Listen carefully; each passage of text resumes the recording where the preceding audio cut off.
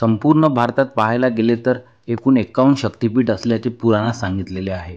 त्यापैकी प्रमुख असणारे 3.5 शक्तिपीठ आपल्या महाराष्ट्रात विराजमान आहे.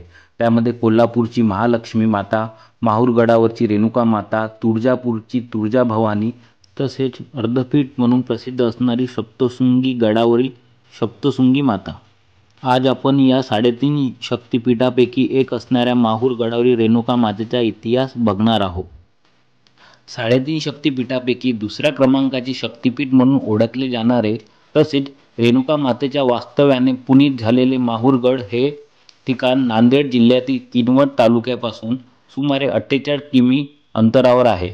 रेणुका मातेचे मंदिर अवतीभोवती असणाऱ्या हिरव्यागार डोंगरांनी व्यापलेले असून सभोवताली घनदाट जंगल आहे. चैत्र महिन्यात तसेच नवरात्र उत्सवात गडावर भक्तांची प्रचंड गर्दी असते. याच रेणुका मातेस परशुरामाची माता म्हणून देखील ओळखले जाते. हे शक्तिपीठ अत्यंत जागृत असून भक्तांच्या मनोकामना पूर्णत्वास नेते हा सर्व भक्तांचा आजवरचा अनुभव आहे. रेणुका मातेचे मंदिर जवळपास 13व्या शतकात बांधले गेल्याचे सांगितले जाते. या मंदिराचे बांधकाम देवगिरी येथील यादवकालीन राजाने केले असल्याचा इतिहास संदर्भ आहे. श्री क्षेत्र माहूर गडावर अनेक देवदेवतांची मंदिरे असून श्री दत्तगुरू याचा जन्म याच गडावर झाल्याचे सांगितले आहे. या गडावर श्री दत्तगुरू, अनुसया माता, श्री रेणुका देवी, जमदग्नी ऋषी व श्री परशुराम व आत्री ऋषी या सर्व देवतांचा वास असतो. सुरुवातीला माहूर उल्लेख मातापूर असा केला जायचा. या माहूर क्षेत्राची निर्मिती कशी झाली या संदर्भात पुराणात एक कथा आहे. या समस्त प्रकृतीची रचना करताना ब्रह्मदेवास सोपे जावे यासाठी भगवान श्री विष्णू यांनी स्वतः या स्थळाची निर्मिती केलेली आहे. श्री क्षेत्र माहूर गडांच्या तिन्ही बाजूंनी पैनगंगा नावाची नदी वाहते. या नदीचा देखील पुराणात संदर्भ सापडतो. तो सांगायचा झाला तर श्री क्षेत्र लोणार येथे श्री विष्णुदेवांनी लवणासूर दैत्याचा वध केला. त्यामुळे आनंदित होऊन प्रत्यक्ष ब्रह्मदेवाने विष्णूचे चरण कमल आपल्या स्वतःच्या हाताने धुतले. त्यावेळी त्या पाण्याचा प्रवाह तयार झाला.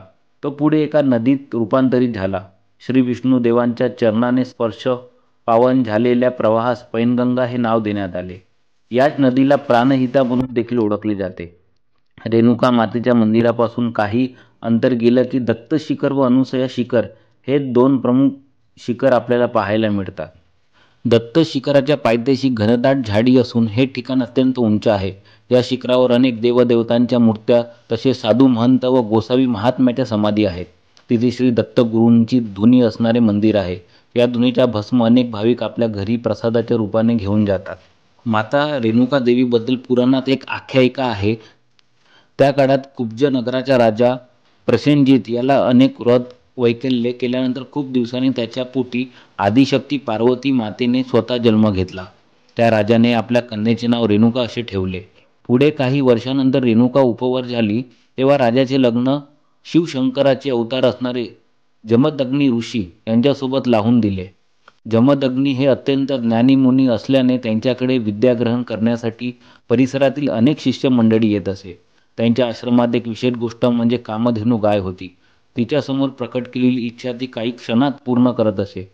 त्यामुळे त्या कामधेनू गायीची कीर्ती सर्वदूर पसरलेली होती. या कामधेनू गायीची माहिती त्या नगरातील राजा सहस्त्र अर्जुनपर्यंत सुद्धा पोहोचली होती. या आगळ्या वेगळ्या कामधेनू गायीची ख्याती ऐकून राजा सहस्त्र अर्जुन याला तिच्याबद्दल मोह उत्पन्न झाला. अगदी कुठलाच विलंब न करता तो राजा आपल्या सहकार्यांना घेऊन जमदग्नी ऋषीच्या आश्रमात आला. तो ऋषींना कामधेनू गायीची मागणी करू लागला तेव्हा या मागणीस जमदग्नी ऋषींनी नकार दिला. तेव्हा मात्र जमदग्नी ऋषींनी दिलेला नकार राजाला रुचला नाही. त्याला ऋषीचा प्रचंड राग आला व त्याने ऋषीच्या आश्रमावर तातडीने हल्ला करण्याचा आदेश आपल्या सैनिकांना दिला. आपल्या राजाच्या आदेशामुळे सर्व सैन्याचे जमदग्नी ऋषीच्या आश्रमाची संपूर्ण नाशाधूस केली. तसेच राजाने जमदग्नी ऋषीचा जीव घेतला व आपल्या सोबत कामधेनूला घेऊन गेला. काही वेळानंतर जमदग्नी पुत्र परशुराम आश्रमात आले तेव्हा बघतात तर आश्रमात संपूर्ण नष्ट झालेला होता. तसेच वडील जमदग्नी मृत अवस्थेत जमिनीवर पडलेले दिसले. परशुराम व रेणुका माता यांना जमदग्नी ऋषीच्या जाण्याचे अत्यंत दुःख झाले. तिथे घडलेल्या प्रसंगाची चौकशी केल्यानंतर परशुरामाला राजा सहस्त्र अर्जुन याचा भयंकर राग आला व त्यांनी संपूर्ण क्षेत्रीय लोकांचा नाश करण्याची प्रतिज्ञा केली. तेव्हा आपल्या वडिलांचे अंत्यसंस्कार करण्याकरता परशुराम कोरी जागा शोधत होते. त्यांनी एका कावड करून एका पारड्यात माता रेणुका व दुसऱ्या पारड्यात आपल्या वडिलांचा मृतदेह ठेवला आणि ते कोरी जागा शोधून फिरू लागले. तेव्हा काही दूर चालत गेल्यानंतर ते दोघे माहूर गडावर पोहोचले. तेव्हा थकलेल्या परशुरामाला पाहून श्री दत्तगुरू यांनी त्या मायलेकाला प्रत्यक्ष प्रकट होऊन भेट दिली. एक कोरी जागा दाखवून जमदग्नी ऋषींच्या मृत्यूदेहावर अंत्यसंस्कार करण्याची आज्ञा परशुरामाला दिली. परशुरामाने श्री दत्तगुरूंची आज्ञा पाळून आपला धनुष्यबाण काढला व आपल्या एका बाणाने तिथेच अनेक तीर्थ निर्माण केली व तिथल्या तीर्थाच्या पाण्याने आपल्या वडिलांना स्नान घालून त्याची पूजा करून त्यांचा अंत्यविधी पार पाडला. आपले पत्नी जमदग्नी ऋषींच्या निधनाने अत्यंत दुःखी झालेली रेणुका माता आपल्या पतीसोबत सती गेली. त्यामुळे आपल्या आईच्या अचानक सोडून जाण्याने परशुरामाला अत्यंत दुःख झाले. त्यांनी आपल्या मातेची क्षणोक्षणी आठवण येत होती. त्यावेळी त्या जागेवर रडत बसले. हा सर्व प्रकार घडत असताना श्री दत्तगुरू तिथेच उभे होते. काही क्षणात जेव्हा परशुराम वापस जाण्यास निघाले त्यावेळी आकाशवाणी झाली, हे परशुराम, तुझी माता तुला पुन्हा जिवंत होऊन दर्शन देईल. फक्त तू मागे वळून पाहू नकोस.